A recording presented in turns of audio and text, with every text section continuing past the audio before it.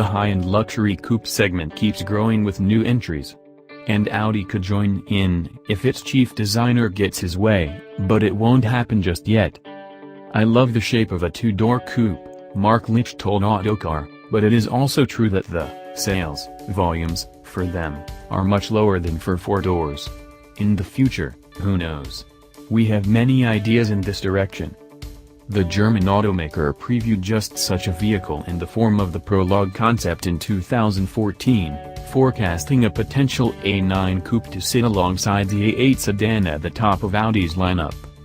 If it were to be put into production, the A9 would target the likes of the Mercedes S-Class Coupe and the forthcoming new BMW 8 Series and Polestar 1, not to mention sportier models like the Lexus LC and Aston Martin DB11, while plugging the big gap between the existing Audi A5 and Bentley Continental GT. To hear Lichte tell it, it's not that Audi isn't interested in pursuing that segment, it's just that it has other priorities at the moment. First we must launch the A6, then we have the Q8 next year, A1 and Q3.